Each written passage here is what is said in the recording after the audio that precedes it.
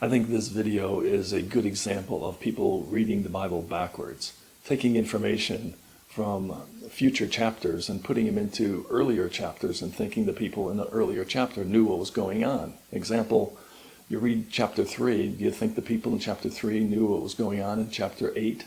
Well, of course not. That's what we call progressive revelation, and it progresses over time. So I think this is an important part of rightly dividing God's Word, to understand Jesus and his mission, his ministry, and who and why God sent him.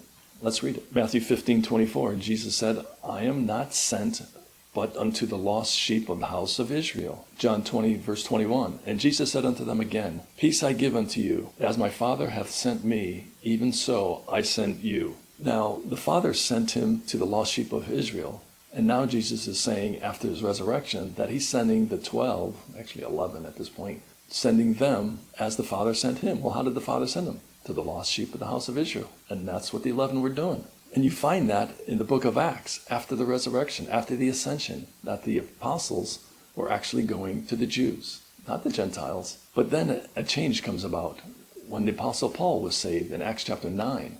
We read in Ephesians chapter 3, verse 8, it says, Unto me, who am less than the least of all saints, is this grace given, that I should preach among the Gentiles the unsearchable riches of Christ.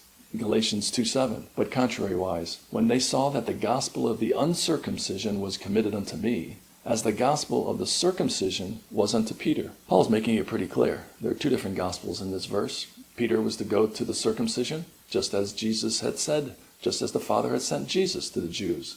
Jesus was sending the 11 to the Jews. But Paul was not going to the Jews. He was going to the uncircumcision, to the Gentiles. Got to see the difference. So decide for yourself. Understand that when we rightly divide God's Word, that Jesus was sent to the Jews, sent his apostles to the Jews, but Paul was sent to the Gentiles. Big difference there.